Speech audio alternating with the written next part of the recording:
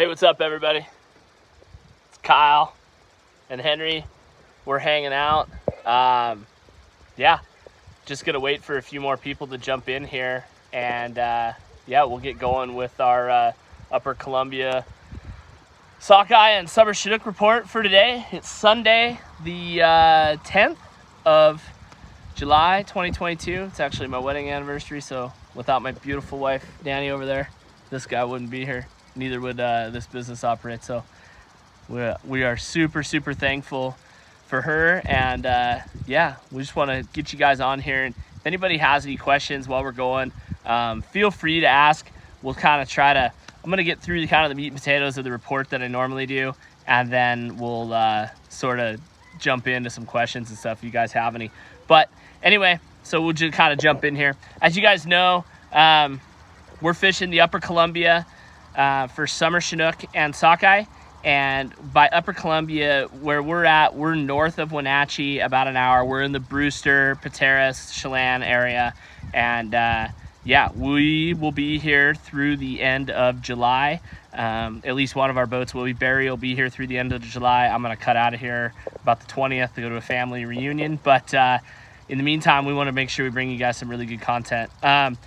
Fishing has been, this week, it seemed like where we are, we have been mostly fishing below Wells Dam. And it's, the water in there this year has just been absolutely insane. Nuts. So with that said, fishing has been absolutely lights out when we can get in there. It's always this crapshoot in the morning. And so, yeah, exactly, Jeff. I don't know, man. It's just been a crapshoot in the mornings if we can get in there or not. But when we can get in there, it has been absolutely on fire. And so I know Barry fished this afternoon. Neither he or I fished today, or guided today. He fished this afternoon with his family and just absolutely wrecked them. We had some other buddies in there that wrecked them. They were able to get in there today. So hopefully for my trip tomorrow, we're able to get in there. If not, we'll run down and fish Kings at BB. So it's nice to have options. But a lot of other guys will target either Chinook or Sockeye and like stick to one or the other. We like to make sure we're running gear for both, especially early in the year like this. We go out and we're pretty much fishing Kings, and we get our Sockeye in between. And a lot of times we absolutely waylay on Sockeye. And so I just wanted to give you guys, I did pretty much the same style report last week, but I just wanted to show you guys again. We got a couple of hot rigs here. So that rig right there, a 3.5, that's actually a number 3 spinner blade, but a number 3 or a 3.5 in with a prawn. It's basically a prawn spinner. All we're doing is hooking a shrimp onto there, and that's getting Chinook and Sockeye. And then this rig's kind of come on really well, and I sort of always thought of this more as just a Sockeye rig, but as soon as I started running it the other day, we started hooking Chinook too. So it's just a simple smile blade, couple of beads. Those are number 4 treble hooks on that one. And honestly, I don't even know if it needs 2 of them on there, because as Henry could attest, these two get tangled up in the net so bad that we ended up breaking one of them off the other day. Henry was getting stuck in the fingers as he was trying to get fish bonked, and we were hooking just as many fish with one treble hook. So I don't know, one single treble hook, couple of beads, and a coon shrimp, 30 inches behind a Pro Troll flasher, and you guys you're in the money.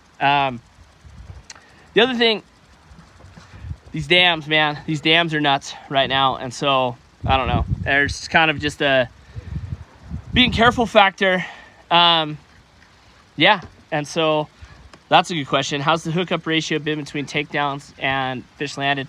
With Sockeye, you're always going to have a lot of bumps that you don't get. But we do really pretty darn well on hookups. I think the fact that we're trolling faster, when we hook those Sockeye, we're already just pinned up to them. And so, yeah, it's I think our hook to land ratio might actually be a little bit better than some of the, pure Sockeye boats that are just fishing Dodgers and stuff. That said, though, this setup will fish really well while the water temperatures are still cool. If the Brewster pool actually does finally set up, we'll switch to and those fish. We'll try to run this as long as possible because I really like being able to catch Kings. So when you book a trip with us, I know a lot of guys are, if they're Sockeye fishing, that kind of thing. I know a lot of guys love Sockeye, and so some guys just run out, get a Sockeye limit, bring you back in. We don't. You book a trip with us, It's whatever we offer, 4, 6, and 8-hour trips.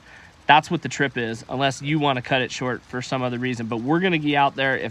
If we get our sockeye, we're targeting Chinook. These Chinook are awesome right now, and there's a lot of years where that's what we're fishing for. So that's how we run our program. And so I know that I can go out there and I can get all the sockeye I need and run my Chinook gear and be good to go. That will change. At some point in the Brewster pool, that will change, and it will be more sockeye fishing with Dodgers and everything else. And we'll make that adjustment when it comes. But yeah, I mean, you guys, it looks like there's some, there looks like there's some questions. So if you guys have any questions, go ahead and shoot them off. The Rooster Pool is not fishing yet, not going to, at least for maybe a week. I don't know. We're supposed to get some warm temperatures finally this week, so hopefully the Okanagan comes up. But that thing is high and it's cold. It was 64 last time I checked it today, which has come up a little bit. So hopefully with the hot weather, we can get it going. Scott, what adjustments do I make to muddy water? Go find clearer water. I don't really know. We had a day the other day when the Met Howl blew out and it ran a bunch of dirty water down in. I mean, dirty. It still wasn't that bad compared to like springers and egg fishing and stuff, but it was a little dirtier, and fishing sucked for most of the morning until it got better. So with the sheer numbers, there's gonna be some fish caught at Brewster, but they're not holding in there. So I think I'm gonna wait and I'm gonna fish where I can get at most of them. But yeah, as far as the dirty water thing, I mean, there's always a little bit of dirtier water coming out of the Okanagan, even just from the algae blooms. So I don't know. I don't really change much. I just keep fishing, and if I'm not getting bit, then I go find a place where I am gonna get bit. But yeah, that dirty water the other day from the Met Howl blowing out and kind of dirtying up the river, it really made fishing tough. And I know it made fishing tough at Wells, it made fishing tough at BB, at Chelan Falls, and then the following day at Rock Island, it had those guys kind of off too. So I don't know, that dirty water's, I guess when we're trying to troll like that's not necessarily our friend. But like I said, those algae blooms in the Okanagan, I mean, we can't see very far in that stuff, but I think what happens in there is when that's set up and all that hot water's there, there's so many fish there that it doesn't necessarily matter. So, excuse me. But yeah, I don't know. You guys have any other questions? I saw one earlier, scent on our shrimp. I am not a huge scent guy. I am more concerned about making sure my bait and everything is in the right place.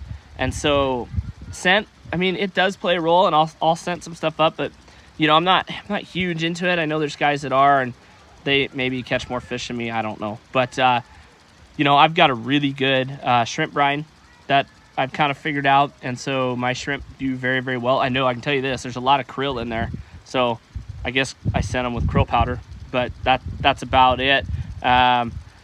Brewster Pool, things change when there's that many fish there and they get a little stale. There's times where you gotta mess with stuff to get them to bite, and then I'll run anise, and sometimes in the warm water garlic, that kind of stuff will get them going. But I don't know, it seems like if I can put my gear on a bunch of sockeye, it doesn't necessarily seem to matter, as long as the speed and everything's right and all that stuff. Yeah, Jeff, our spinner's producing more kings than super baits. Absolutely. I had a couple of days where super baits were really rocking and rolling, but at this point there's so many sockeye in the system that I have a hard time passing up on a red hot sockeye bite just to catch kings on super baits when I can catch both on spinners tipped with shrimp. So I guess that's my answer to that. They'll definitely bite it, but I mean, spinners have been really awesome, but we've been getting them on super baits too. So it's tough to pass up a whole pile of sockeye. So yeah. What do you got to say, Henry? Nothing. Henry doesn't have much to say.